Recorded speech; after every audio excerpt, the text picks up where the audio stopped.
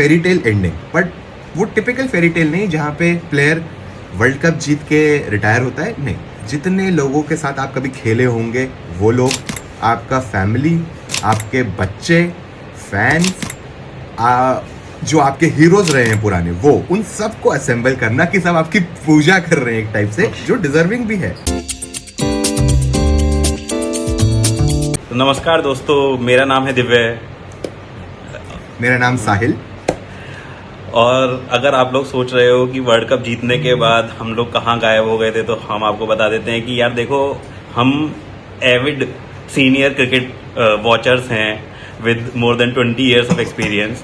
तो हमें 2003 world cup की यादें हैं कि वहाँ से हम देखते आए हैं इंडियन क्रिकेट को। तो अभी वर्ल्ड कप जीतने के बाद हम कुछ भी और बोलना नहीं चाह रहे थे, सुनना नहीं चाह रहे थे। हमने सिर्फ और सिर्फ एडिट्स देखे हैं दबा के इंस्टाग्राम पे और हर जगह पे। सूर्य कुमार यादव का कैच देखा है, कोहली की इनिंग्स देखी है, रोहित के छक्के देखे हैं, बुमराह के विकेट देखे हैं, और हमने देखे हैं दबा-दब बारंबार एकदम। तो हम उन सब एडिट्स में खुश थे, अपनी जीवन जी रहे थे, एंजॉय कर रहे थे इंडिया की विक्ट्री को। और अब जब जाके जो मंथली फेस्टिविटीज हैं अंबानी फैमिली की, जो उन्होंने 2024 में हम सबको औकात दिखाने का ठेका लिया है, तो अभी जब वो जुलाई की वो रील्स ने आके इंस्टाग्राम पे ओवरटेक कर लिया है हमारे वर्ल्ड कप एडिट्स को, तो हमने सोचा कि चलो हम भी वापस चलते हैं और थोड़ा देखते हैं, बोलते हैं क्या चल रहा है स्पोर्ट्स जगत में। तो आज हम आपके लिए लेके आए हैं एक डॉक्यूमेंट्री फेडरर साहब की, जो रिलीज हुई है उनके ऑलमोस्ट 1 साल आफ्टर हिज रिटायरमेंट। पहले एक बात बोलना चाहूँगा, वर्ल्ड कप जीतने के बाद मुझे एक इंसान के लिए बहुत बुरा लगा है, उसका नाम है लोकल ट्रेन, क्योंकि अब उसकी रील्स का यूज़ होना बंद हो गया है। खड़ा हूँ आज भी वही वाला, तो वो काफ़ी दुख की बात लगी मुझे, बट ठीक है। अब आते हैं एक और महान प्लेयर पे, फेडरर जी। उनका डॉक्यूमेंट्री जैसा 1 साल के बाद निकाला है, तो ये भी देखिए, मतलब टाइमिंग होती है कि इतने टाइम तक गर्म सामान पे बैठे हुए हैं कि सही वक्त पे निकालेंगे एकदम, जब ठंडक हो थोड़ा जगत में। तो ठीक है, बैकग्राउंड एक देने के लिए, इसका बेसिकली इसका डॉक्यूमेंट्री का नाम है 12 फाइनल डेज। और फेडरर के बेसिकली जो रिटायर होने से पहले के जो लास्ट 12 डेज थे, उन्होंने एक अनाउंसमेंट किया एंड देन ही प्लेड, एक बोल सकते हैं फ्रेंडली मैच, एक तरीके से उनका एक रिटायरमेंट मैच था, जिसमें he did a lot of arrangements, he invited all his contemporary players. तो उसके अराउंड में ये बात लास्ट के 12 दिन के बारे में इस डॉक्यूमेंट्री में कवर किया गया है, and it is I think emotional roller coaster. एक तो सारे प्रबंध किए गए। सो पहला चीज़ जो इस टूर्नामेंट में या जो भी इस प्रबंध में हमको दिखा, वो है एक फेरी टेल एंडिंग, बट वो टिपिकल फेरी टेल नहीं जहाँ पे प्लेयर वर्ल्ड कप जीत के रिटायर होता है, नहीं। वो मौका उनको नहीं मिल पाया, बट ये भी उससे कोई कम नहीं है कि आपने ऐसा प्रबंध किया हो कि भाई जितने लोगों के साथ आप कभी खेले होंगे, वो लोग, आपका फैमिली, आपके बच्चे, फैंस, जो आपके हीरोज रहे हैं पुराने, वो उन सबको असेंबल करना कि सब आपकी पूजा कर रहे हैं एक टाइप से, जो डिजर्विंग भी है। मैं ये नहीं कहूँगा, आप अपने अपने सबके हमारे परसेप्शन होंगे, बट किसी के लिए फेडरर गोट हो सकता है, किसी के लिए नडाल गोट हो सकता है, किसी के लिए निक किरियोस गोट हो सकता है, अपना अपना गोट है भाई, जो चाहो। But to think of it as कि एक स्पोर्ट जो इतना इंडिविजुअलिस्टिक है, जहाँ पे पर्सन अपने लिए खेल रहा है, आपका टीम नहीं होता है, to have that kind of relationships where people are coming in to pay homage, जो आपके राइवल्स हैं, मतलब इससे और बेहतर क्या हो सकता है। हाँ बिल्कुल, मतलब कि जो भी बिग फोर हैं उस टाइम के, मतलब राफा वॉज देयर, जोकोविच वॉज देयर, मरे, तो मतलब सब लोगों के आने के बाद और जिस तरीके से वो सारे प्रेस कॉन्फ्रेंसेस में all of them were quite emotional. और इवन जो लास्ट में जो सीन है, जो अपने क्या बोलते हैं, ड्रेसिंग रूम के लोकर रूम में, मतलब जो जिस तरीके से, मतलब दे वर जस्ट ब्रेकिंग डाउन, मतलब पूरी तरीके से। ऐसा क्यों हो रहा है? पर मतलब I am not able to understand कि हाँ आप ठीक है, he meant that much to the sport, but at the end he was your rival also. आप 20 ग्रैंड स्लैम पे तीनों बैठ गए आके, उसके बाद भी, और कितों के तो करियर फेडरर ने खराब भी किए होंगे, मतलब इतना रूथलेसली हरा के लोगों को। बाकी लोग तब भी एफर्टफुल लगता था, फेडरर भाई तो ऐसा लग रहा है कि आप बिलोंग ही नहीं कर रहे हो भाई कोर्ट पे, जिस तरह आपको हराया जा रहा है। बट स्टिल, मतलब ये कैसा कनेक्शन है भाई? आई थिंक यार, एंड ऑफ जर्नी में स्पेशली जब आप इतने साल साथ खेले हो ना, तो एक वो भी लगने लगता है कि maybe they are imagining there and also कहीं ना कहीं पे कि यार right maybe we are also walking down that road. और आई थिंक ना वहाँ पे ना एक फेडरर ने एक प्रेस कॉन्फ्रेंस में एक लाइन बोली थी जो मुझे लगा बहुत सही है. ही सेड कि I am the first one to go and I think this feels right, this is the right way because I had मैं इनके पहले भी 5-6 आया. years ahead of them जब मेरा करियर था, because I started and I'm going first, so they can also have their careers without me. They should have that fair chance also. Motions. That's a very fair point कि actually वो उनको trigger कर रहा है कि okay मेरा time भी आने वाला ही है, मतलब कि मैं जब से आया हूँ ये है, तो वो may be that's a very good explanation I would feel. पर ठीक है, अगला अपन एक पॉइंट लेते हैं कि भैया एंट्री होती है सबसे बड़े राइवल की, वो भी एकदम मूवी स्टाइल में है कि बच्चे में कुछ कॉम्प्लिकेशन हो रही है, सब हो रहा है, पर ये फ्लाइट से पहुंचते हैं राफा की नहीं मैं आऊंगा एक दिन खेलने आऊंगा, इंजर्ड हूँ. तो और वो लास्ट में आया, बाकी सब पहले आ गए. बाकी तो सुबह मतलब अरे उसका कुछ मैरिज अभी रिसेंटली हुआ है और ही had a kid on the way, तो उसमें भी वो बीच में ही आया कि नहीं भैया मैं तो आ जाएगा. तो और ये भी आप मतलब उसके क्रिप्टोनाइट हो, तो वो सब चीजें मतलब फ्रेंडशिप बोले या क्लास बोले, इसको क्या बोले, मतलब I feel it's also like एक क्लास भी की इंसान का कि टू इंश्योर कि हाँ एक तो उसके मुंह से ही पता चले, फालतू रूमर्स ना निकले, मतलब इतना कुछ सोचना. अब हाँ टीम होती है but still to have put that team in place, वो भी तो उसका ही रोल है ना फेडरर का, मतलब बिल्कुल बिल्कुल बिल्कुल. और इस टाइप के और फ्रेनेमीज जो बोलते हैं हम, फिडाल हो गया, ऐसे और कहीं स्पोर्ट में आपको क्या है, कुछ है माइंड में ऐसे?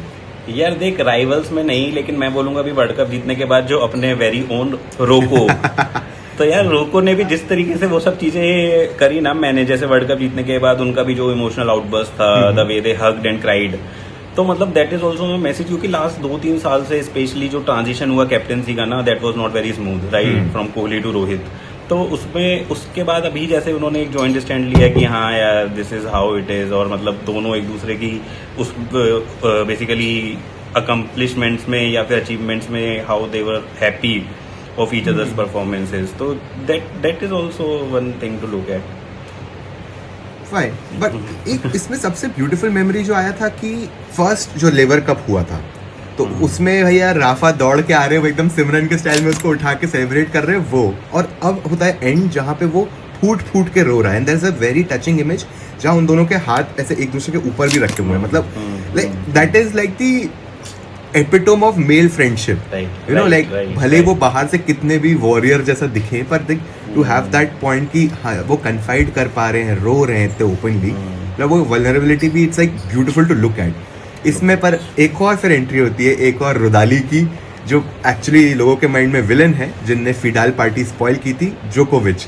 मतलब वो खुद भी यू वोंट एक्सपेक्ट या फिर उसको ऐसा पोर्ट्रे किया जाता, but even he was crying, वो भी वहाँ पे, मतलब इवन दो उसको उतने प्लॉडेट्स नहीं मिलते हैं बट स्टिल बीइंग देयर, तो it was amazing to look at कि जो बिग 3 है भैया, आपने कितने 60 के ऊपर ग्रैंड स्लैम खुद ही खा के रख लिए हैं सबने, वो बेचारे एक जनरेशन का करियर खा गए, जो बोल रहे थे नेक्स्ट जेन आई है, उनको तो चलता कर दिया.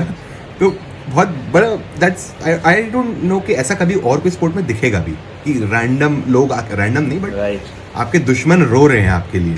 फैंस ना बहुत चीजें का स्पॉइल कर देते हैं कि जस्ट बिकॉज अब आपने एक राइवलरी को पूजा करना शुरू कर दी कि यार बस वो राफेल वर्सेस फेडरर, बस वही हमें देखने में मजा आता है, तो अब यार ये नहीं है ना कि कोई तीसरा बंदा आके परफॉर्म ही कर रहा है ना वो अब वो एग्रेसिव है ऑन द कोर्ट. अब यार ठीक है, फेडरर भाई का अलग है कि वो एकदम मतलब ही फ्लोट्स ऑन द कोर्ट, तो अब उसका अलग तरीके से है, बट अगर अब नोवाक है, कोई आदमी ग्रंट कर रहा है या थोड़ा एग्रेसिव हो रहा है पॉइंट जीतने के बाद, तो दैट इज हिज प्ले. मतलब अब ये फिर से वही, अब देख क्योंकि चैनल अपना क्रिकेट है तो मैं क्रिकेट से सब चीजें लिंक करता रहूंगा. अब क्योंकि कोहली भाई अगर जीतने के बाद ये कोई बॉलर विकेट लेता है तो एकदम दौड़ जाते हैं और रोहित भाई खड़े रहते हैं, तो इसका मतलब ये रोहित एग्रेसिव नहीं है. जितने भी रोहित के साथ खेले हैं वो हर कोई बोलता है कि रोहित भाई जितनी गाली बकते हैं एज अ कैप्टन जब वो खेलते हैं और कोई उतनी नहीं बक रहा होता तो करने का, तो वही जोकोविच का भी है. आई थिंक फैंस थोड़े से अनफेयर हो ही जाते हैं इन सब चीज़ों को ना, हीरो वर्शिप में, but I think as a player. हाँ, इसमें ना एक एक्चुअली एक पॉइंट बहुत प्यारा सा जो आया है. अब थोड़ा सा पहले के चलते हैं. तो जब जोकोविच आया था ना, एक बहुत बड़ा रीज़न है उसको कभी इतनी रिस्पेक्ट क्यों नहीं मिली ना. एक तो हाँ कि भाई he came to spoil this party, जो आप एक ब्यूटीफुल रिलेशनशिप बर्ड होते हुए देख रहे थे. एक तीसरा बंदा आ गया टायर, स्कूल वो अपना ऑटो बनाने, है ना, तीसरा टायर लग गया. बट जोकोविच at start of his career उसको एस्थमा का भी प्रॉब्लम था and he had a lot of anger issues जो आज भी हैं. इट्स जस्ट दैट आज वो उसको चैनलाइज कर लिया बहुत ही डेंजरस तरीके से. तो and there was a point in his career जब लोग ऐसा एक्यूज किया गया था, मे बी सच हो, कि if he was losing, let's say 5 set का मैच है, 2-0 हार रहा है, तो तीसरे में ना ही वुड जस्ट रिटायर, कि सेइंग कि नहीं मेरे लग गया है कुछ ऐसे करके. तो एंडी रॉडिक ने ऐसा ये पॉइंट पिक करा. फिर फेडरर ने भी इस बात पे कुछ ओपनली बोल दिया था. Federer also went on to say कि उसको कभी वो इतना पसंद नहीं था कि क्योंकि उसकी फोरहैंड की ग्रिप बहुत एक्सट्रीम थी, बैकहैंड अच्छा नहीं था.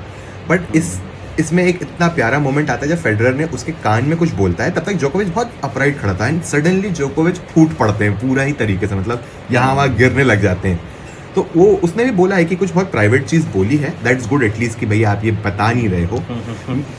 बट जैसे अभी तूने जो फैन वाली बात बोली थी, तो लोगों को भी समझना पड़ेगा कि भाई तुम्हारे हीरोज उतनी हेटरेट नहीं एक दूसरे को गार्नर करते. वो एक बहुत हेल्दी रिस्पेक्ट ही चल रही है किसी को भी हो. मतलब रोहित कोहली तो वैसे भी वो बहुत ज्यादा इंडियन फैंस का पुशडअप है, कभी ऐसा दिखता तो नहीं है उनकी तरफ से. अभी तो चलो थोड़ा फायर भी ठंडी हो गई है सब देख देख के. बट तो यहाँ पे भी जैसे भाई आपका जो गोट है, आपके माइंड का गेट, वो इतना हम्बल है कि वो अपनी गलती ओपनली एक्सेप्ट कर रहा है. चलो no doubt at the end of the career, but still बहुत बड़ी बात है कि आप जाते थे इतने प्रोडक्ट्स तो देके जा रहे हो ना. एक तो स्पोर्ट्स पर्सन नहीं है, he is a sports icon, is above that. Like वो तो आप देखो उनको इतनी क्लैरिटी है कि भैया नॉट जस्ट कि हाँ ओके मैं रिटायर हो जाता हूँ, चलो ठीक है, मुश्किल डिसीजन है, बहुत लंबा भी खेले, पर अभी भी वो ऐसा नहीं है. उसके आगे बढ़िया लाइंड अप है चीज़ें. Like he has his own life long partnership with Uniqlo, जो नाइकी से कट के उसने यूनिक्लो के साथ पार्टनरशिप करी, जहाँ पे उसको लाइफ लॉन्ग कट्स मिलेंगे पैसों के. दूसरा, जापान मार्केट में मतलब उसने इतना बड़ा ठप्पा लगा दिया. अब उसने एक छोटे से स्विट्जरलैंड की शू कंपनी में इन्वेस्ट किया था ऑन करके, जो जिनका यूएसपी था फॉर यार मैराथन रनर से नॉर्मल आउटडोर रनिंग के लिए. अब वो $1 बिलियन हो चुकी है. देख उसके फ्रेंड्स से कुछ मिला, फ्रेंड्स के थ्रू फ्रेंड्स, और उसने इन्वेस्ट करा. अब वो वहाँ पे स्काई रॉकेट हो गया है. यूनिसेफ का तो एम्बेसडर है ही वो. मतलब तो एक इस टाइप के लोग बहुत कम आते हैं कि जो स्पोर्ट पे डिपेंडेंट नहीं है. मतलब वो ट्रांसेंड कर चुके हैं, उनके पास वो बिजनेसमैन है, वो सब कुछ कर लेगा भाई वो आदमी. चॉकलेट हम जरूर देखिएगा. मैं चाहूंगा बीसीसीआई वाले भी देखें कि यार ऐसे कुछ आइडिया लो यार अपने वहाँ पे. वो तुम क्या फील्डिंग मेडल बांट रहे हो, थोड़ा कैमरा और अंदर डालो थोड़ा सा. Do let us know how you like it and what were your takeaways from it.